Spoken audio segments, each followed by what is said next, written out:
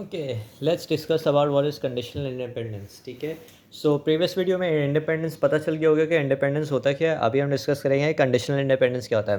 ठीक है, conditional independence के अंदर होता ये है कि आपके पास कुछ एंटिटीज़ होती हैं जो दिखने में इंडिपेंडेंट लग रही होती हैं, लेकिन दे आर कंडीशनली इंडिपेंडेंट, कि किसी कंडीशन पे दे आर इंडिपेंडेंट। ठीक है, सो इस एग्जांपल को हम थोड़ा सा एक्सप्लोर करते हैं कि हमारे पास तीन एंटिटीज़ हैं। हमारे पास तूते के कैविटी और हमारे पास कैच है। ठीक है, कैच ये है कि हमारे पास माउथ के अंदर कोई होल है या नहीं है। ठीक है, अब आपके पास हम ये कहते हैं कि इफ़ आई हैव कैविटी, ठीक है, the probability that the probe catches it doesn't depend on tooth, right. So इसको ऐसे समझ लो कि अगर मेरे पास कैविटी है, तो अगर कैविटी होगी तो प्रोब को कैच करना, चाहे चाहे मेरे पास पेन हो या ना हो, it doesn't matter, it shouldn't influence the decision कि अगर मेरे पास कैविटी है, if given that I have cavity, so the probability of the probe catching it should be something, right.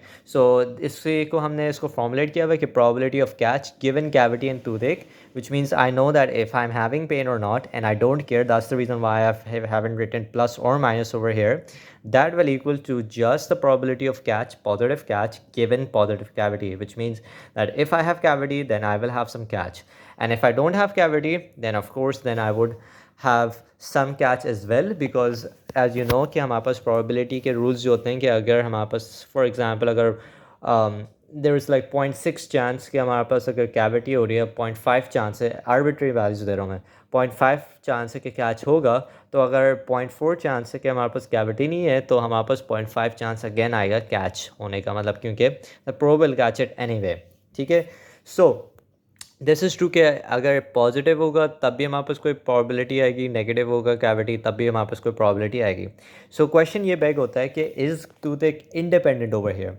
Well no, tooth is not independent, क्योंकि अगर थोड़ा सा तुम सोचो कि अगर तुम्हें पेन एक्सपीरियंस हो रहा है, right, if you are experiencing pain, that might employ that you might have cavity, and cavity might imply that you have a catch, because ये हमने डिसाइड कर लिया कि कैविटी होगी तो कैच होना होना है। लेकिन अगर टूथे के अगर पेन एक्सपीरियंस हो रहा है, that means that you might have cavity, right. So toothache is somewhat influencing catch. It's not influencing directly, but it is influencing indirectly. And whenever we have an indirect relation, that is the case कि हमारे पास हमेशा आता है conditional independence. So we would say that catch is conditionally independent to toothache given cavity.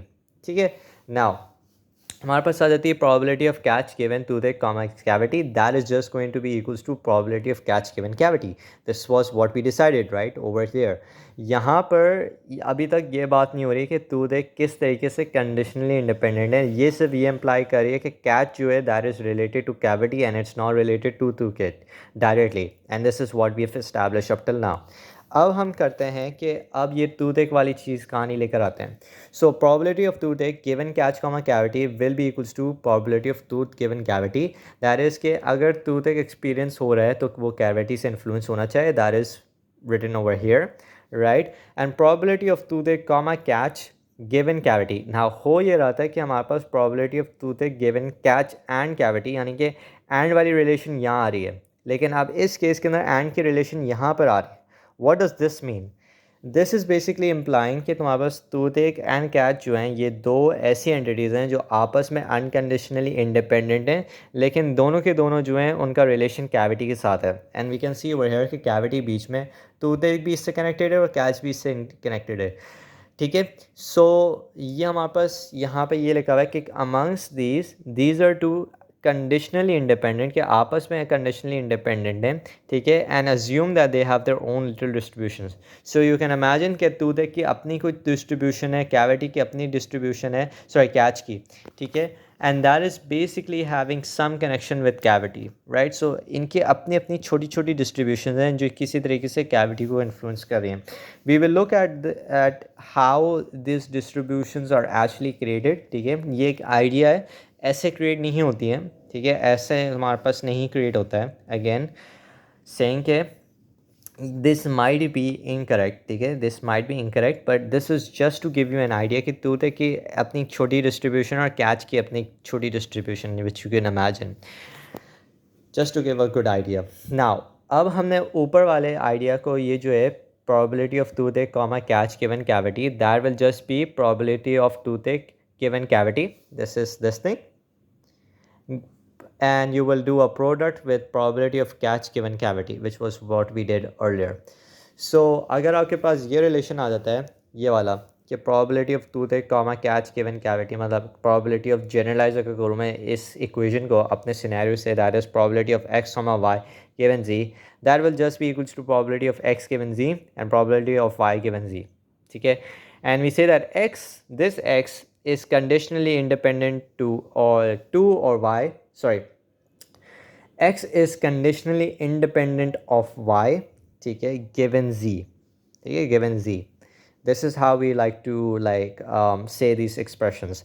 Probability of x probability of x is conditionally independent of y given z. Now we have another expression जो ये वाली expression है ऊपर वाली, ये वाली और ये वाली, ठीक है, that is कि अगर आपके पास probability of x given y comma z है, that will be equals to probability of x given z, because x जो है that is directly connected to z and it's not directly connected to y. Now next we have this one, ठीक है, again I will say that this is, I will write this over here. Let me write it with the green so that it's much more easier. So give me 1 second.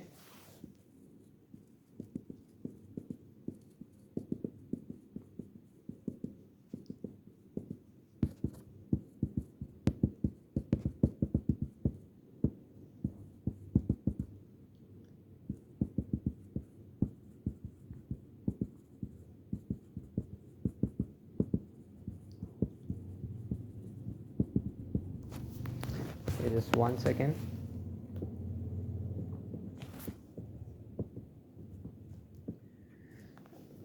Okay, so I just wrote over here that this might be incorrect, and in the next, this is just for intuition, and in the next slide I'll be fixing it.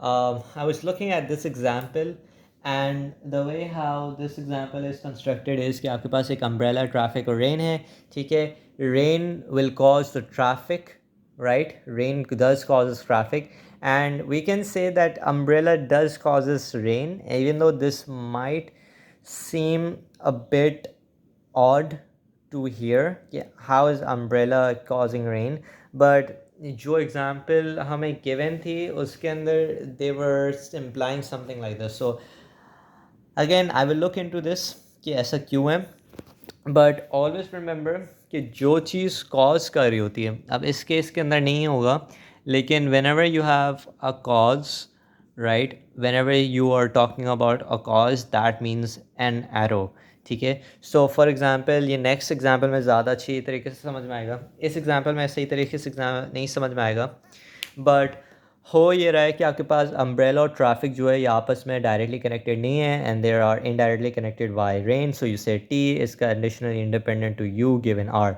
Now this doesn't implies that this is conditionally independent. हमें अपनी equations ऐसी construct करनी होंगी. This might say that this is independent, it might say that it's conditionally independent, so you have to be wary of that. Now in the next example, now in this example you will understand wo cause wali cheez. So we can say that smoke causes the alarm to go off, the fire will cause the smoke to go off. So we can say that fire causes smoke and smoke causes alarm. So these arrows are representing कि आपके पास किस तरीके से एक base net का model बनेगा, ठीक है, ग्राफिकल हम उसको कैसे शो करेंगे. सो यहाँ पे ये होता है कि जब भी हमारे पास कॉजेज़ आएगा, दैट मीन्स कि वहाँ से एरो स्टार्ट हो रहा है. So I like I said कि fire causes the smoke to go off, right, smoke causes the alarm to go off. Now we were assuming कि यहाँ पे सिर्फ एक स्मोक सेंसर यूज़ हो रहा था. नाउ वन कुड से कि भाई अगर मेरे पास एक रूम है जिसके अंदर I am like drinking some cigarette, then that would mean that the alarm would still go off even though there was no fire, right. या फिर अगर बहुत सारा स्मोक आ गया एकदम से एक कमरे के अंदर, तो that would make the alarm to go off, right. So that's not a good model, it's not a good example. So what we need to do is हमारे पास पे एक और ये आदत है कि उसको प्रिवेंट करने के लिए वी कैन से कि भाई जब फायर होगी अगर हम एक टेम्परेचर सेंसर ऐड कर दें तो फिर वो एक अच्छी एग्जांपल रहेगी कि अगर फायर टेम्परेचर भी हो रहा है और स्मोक भी आ रही है then it would go off. So this is not a good model, right. A better model would be कि फायर का भी डायरेक्ट रिलेशन हो अलार्म के साथ. Now then let's talk about combining chain rule with conditional independence. Now when we're combining chain rule with independence, क्योंकि यहाँ पे हम सिर्फ assume कर रहे थे हमारे पास 3 entities मतलब हमने अभी जो हाँ हमारे पास 3 entities थी, लेकिन अगर हमारे पास बहुत सारी entities हैं तो हम उसको कैसे डील करेंगे. तो हमारे पास चेन रूल क्या होता है कि हमारे पास x1 x2 x3 हैं, ठीक है. और x1 जो है मेरे पास, ठीक है, वो क्या है, एक सेकेंड, ठीक है, ये मैंने मार्किंग की है एक वजह से. अब x1 क्या है हमारे पास, चेन रूल अगर याद हो कि x1 आता है हमारे पास पहले, फिर सारी चीज़ उसको प्रोसीड कर रही होती है. तो हमारे पास x1 आया, फिर हमारे पास x2 होगा तो x2 प्रोसीड होगा लास्ट एक्शन पे, तो x2 गिवन x1. फिर x3 आएगा सो x3 will be given x1 x2, ठीक है. Now probability of t u r equals to probability of r, ठीक है. फिर हमारे पास क्या है, probability of t given r, ठीक है. probability of t given r, ठीक है, क्योंकि probability of t आएगी तो that will precede r. फिर हमारे पास जैसी probability of u आएगी that will be preceding by t r. This is with our this definition, ठीक है. This was the traditional way to write this. Now if you remember the model correctly, हमारे पास यहाँ पे क्या है, probability of umbrella given t r. अभी this is very similar to this equation which was probability of x given y comma z, right. So let me read this correctly. Probability of x uh, given y and c, ठीक है, that will equals to the probability of x given z, which means ये x and z directly connected हैं लेकिन y connected नहीं है. और यहाँ पे भी अगर देखें तो probability of u और r जो है ये हमारे पास डायरेक्टली कनेक्टेड है लेकिन ट्रैफिक के साथ कनेक्टेड नहीं है. तो अगर मुझे कंडीशनल इंडिपेंडेंस शो करनी है इस एग्जांपल में, इस मॉडल में, so I have to reconstruct this and write this like probability of umbrella given R, ऐसे मुझे लिखना चाहिए. तो अब ये चीज़ अप्लाई करिए इक्वेशन कि हाँ भाई मैंने conditional independence, I have taken note of that and I have made it changes for that conditional independence to be implemented. Now the reason why I was writing in green was कि यहाँ पे अगर तुम गौर से देखो तो हमारे पास यहाँ पे x1 पहले आया हुआ है और यहाँ पे इवन तो मेरे पास t है लेकिन मैंने यहाँ पे r लिखा हुआ है. So the reason of that is because कि हमारे पास चेन रूल जो होता है दैट इज़ नॉट ऑर्डर्ड, ठीक है. तो हम वो प्रोबेबिलिटी सेलेक्ट करते हैं जो हमारे पास गिवन है. सो फॉर एग्जांपल अगर हमारे पास x1 गिवन थी तो हमने वो प्रोबेबिलिटी ऑफ x1 लिख दी. हमारे पास इस केस के अंदर हमारे पास प्रोबेबिलिटी ऑफ r गिवन थी, उसकी डिस्ट्रीब्यूशन गिवन थी तो हमने वो चीज़ लिख ली. So it also depends on the scenario. Now एक और ट्रिवियल फैक्ट है, मतलब एक ट्रिवियल एक क्वेश्चन मेरे दिमाग में आया था कि what's the difference between logic rule and inference, क्योंकि मैं बार बार ये बोल रहा था कि umbrella implies rain, rain implies traffic again, and causes वाली भी चीज़ है that is also like inference, right, कि आप इन्फ्रेंस ड्रॉ कर रहे हो. So what's the difference between those logic rule inference and ये जो चीज़ हम कर रहे हैं chain rules with related to probability and everything, and it is के the probability is built on top of that logic rule inference, क्योंकि probability gives you a noisy environment, it gives you the likelihood, it doesn't guarantees you. So for example अगर हम ये कह रहे थे कि umbrella implies rain, well अगर ये लॉजिक रूल होता है then this was a fact, this was either true और इट वाज फॉल्स. लेकिन अब मैं इसको वेटेज दे रहा हूँ, ठीक है, कि लेट्स अज्यूम कि मैं 0.9% श्योर हूँ कि अम्ब्रेला विल कॉज रेन, ठीक है. Not again not a good example, ये ज़्यादा अच्छी एग्जांपल है कि fire will make the smoke, fire will create smoke 90% of the time and 10% of the time it won't create any smoke, because if you look at a fire, right, तो fire में से कभी धुआं निकलता है, हमेशा धुआं नहीं निकलता. So this likelihood gives you more control over your model, right, as to how you're constructing your problem. एक आखिरी चीज़ ये कि हमारे पास ये जो बेस नेट होता है, बेस नेट ए साइक्लिक होता है कि हमारे पास ईच नोड जो होता है that has a conditional distribution of its parents P x one comma A1 A2 which is के हमारे पास हर एक A1 A2 AN की अपनी अपनी छोटी छोटी डिस्ट्रीब्यूशन हैं, ठीक है। तो मैं इसको ड्रॉ करके दिखाता हूँ कि हमारे पास A1 की अपनी एक डिस्ट्रीब्यूशन होगी, A2 की अपनी डिस्ट्रीब्यूशन होगी, वगैरह वगैरह। और जब X आएगा तो हमारे पास इसके अंदर इसका टेबल ऐसे बनेगा, तो हमारे पास A1 आएगा, A2 आएगा, ठीक है, और X आएगा। So something like similar to like normalisation जो तुमने डेटाबेस में पढ़ी थी कि हमारे पास A1 का अपना टेबल है, A2 का अपना टेबल है, डॉट डॉट डॉट अपने अपने टेबल्स हैं, और X का जो टेबल होगा उसके अंदर ये सारी चीज़ें इंक्लूड होंगी with respect to X as well. So this was written over here, यही चीज़ यहाँ पे लिखी हुई है। एंड इस टेबल को जो X का टेबल होता है हम उसको कह रहे होते हैं, it is known as conditional probability table, ठीक है, CPT भी कहते हैं उसको।